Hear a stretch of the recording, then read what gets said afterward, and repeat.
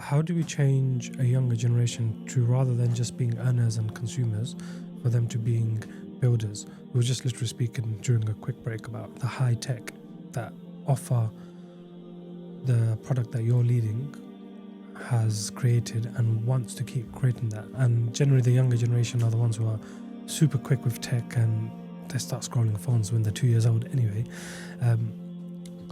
How can we motivate them to be the builders of the future, and not just from a business perspective, but from a whole societal perspective? So from education, parenting, from our masjids, etc. So let's talk about some of the challenges they face as well, right? I mean, we have to be cognizant of that. Have a lot of sympathy and empathy for what they go through. Their pressures are different. You know, it's the social media generation. Everything seems to be amplified on this big broadcast platform, and that's one thing. There's this kind of mental pressure maybe that we didn't have. We had maybe more physical pressures, but they had mental pressures. The second thing is with the advent of AI, opportunities have become restricted in some respects, right? There's probably I'm seeing more graduate unemployment than I think previously, that we've seen previously. So a university degree isn't necessarily giving you the springboard to what you could have had historically, a safe job.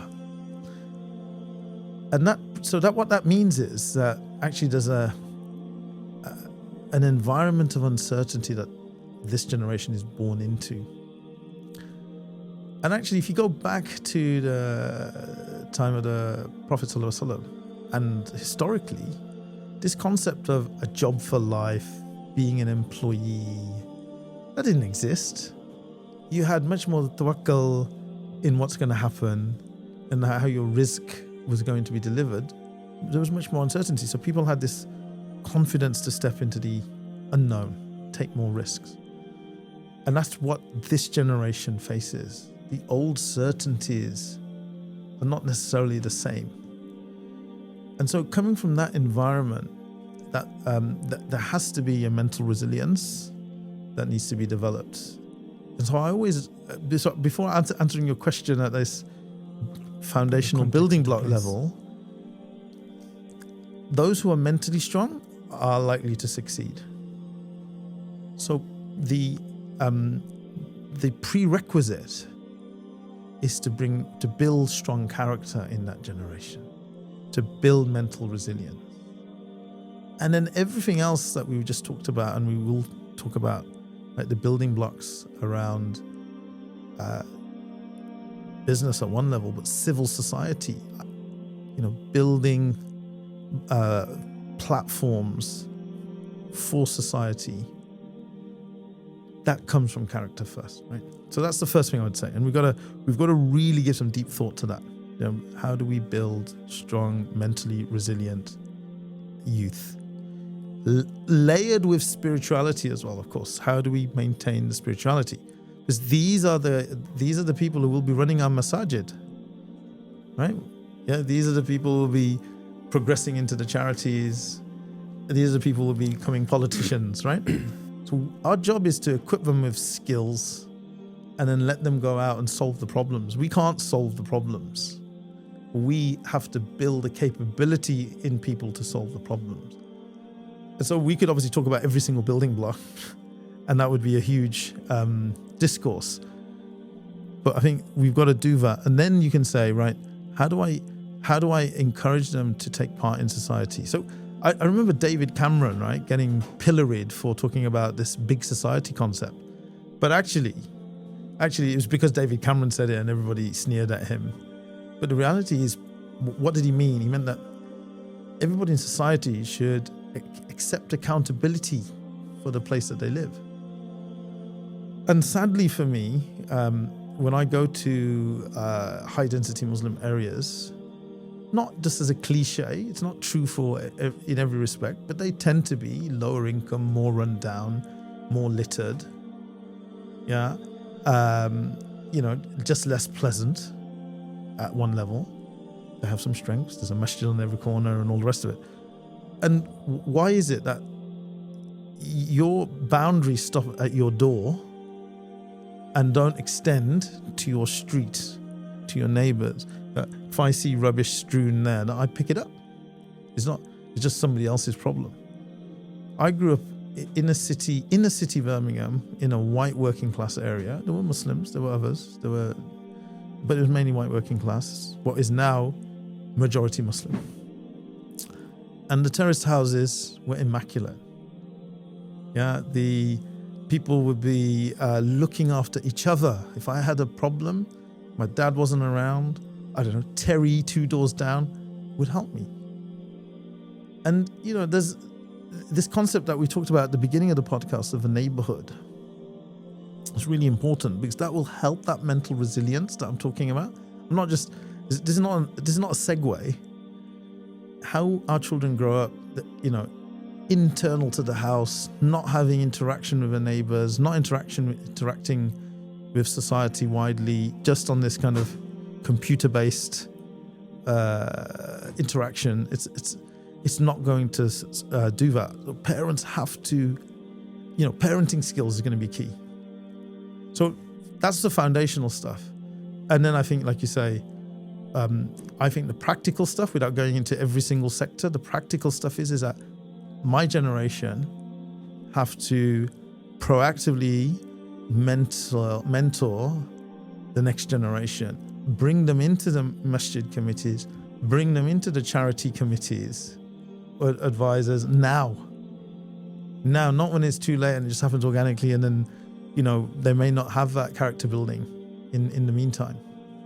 There's one masjid near me, and they have a youth centre, and I think within that youth centre they have a youth committee, and then they let the youth run it in terms of you guys run the workshops, and within that they have boxing, they have gardening, and they have all sorts of different things, which I thought was a really good idea, because if you give them a playground essentially to say, look, your youth committee member run this, when in 10 years time they'll know how to run a masjid, and they'll have made their mistakes. I love that concept, right? Because the younger you get accountability, and you develop your leadership skills, they last you a lifetime. I fall back on what I learned 25 years ago, even today. Yes, it's informed by experience and a bit of wisdom, but believe me, the experiences I had 25 years ago or 30 years ago, they still inform what I do today. And then it gets me thinking that we give so much charity to India, Pakistan, Bangladesh, Palestine, Turkey, wherever we give the charity, but on our doorstep, we have so many people who need just the day-to-day funds. And and I know that living in London, you need $3,500 a month to just survive. And these people don't have it for whatever reason. You are one of the key members, and you've been pivotal in NZF. So what role has that played, and what have you seen in the difference in the behavior of people giving charity to now start giving locally as opposed to just constantly giving abroad? So National Zakat Foundation was formed as a single-purpose charity. So, I've been there 12, 13 years, one of the initial trustees. I'm chair today and work closely with Sheikh Sahel to kind of, constitute the institution of Zakat within the UK with a domestic focus first. Because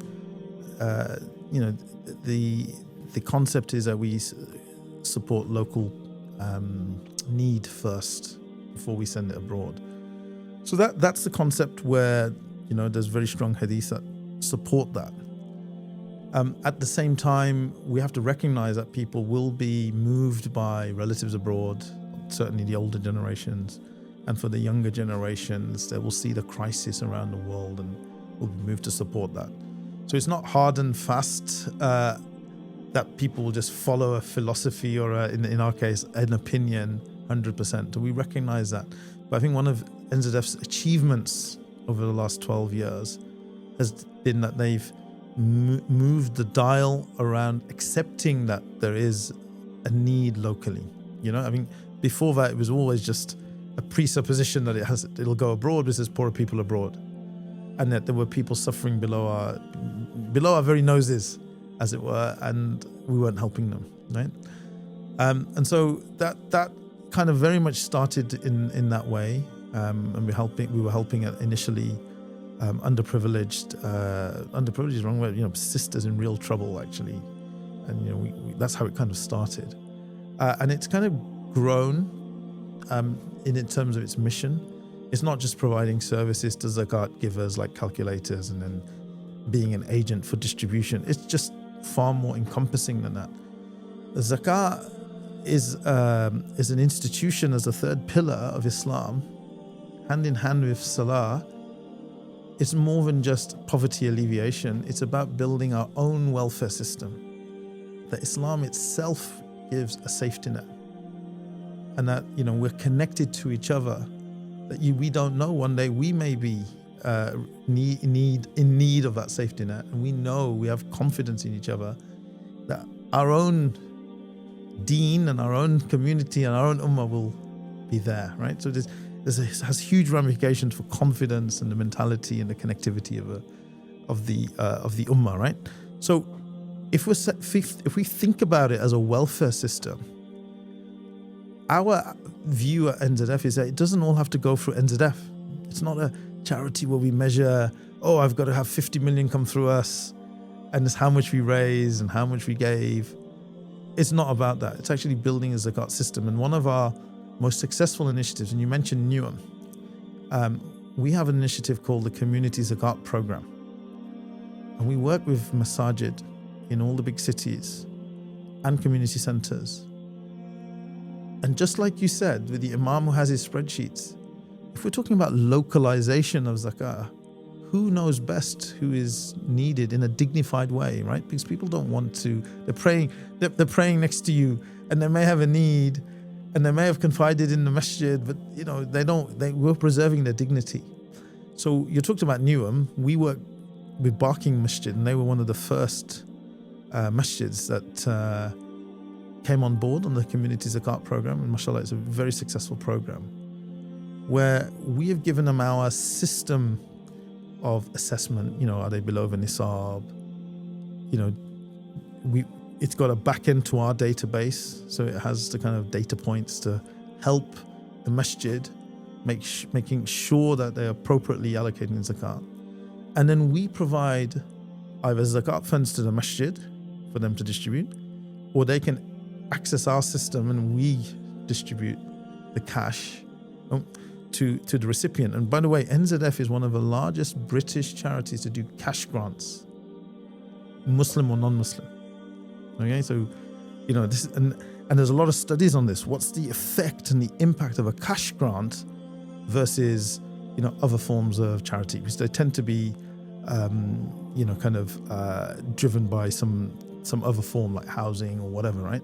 So that CZP approach means that imam then he there's two things, the two benefits of this. He's got NZF's funds to start helping these people.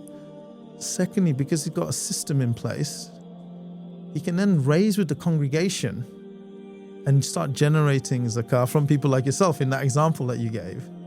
So he doesn't have to go through NZF, but we've given him a system to deliver it. And mashallah, now I think we're in about 25 masjids.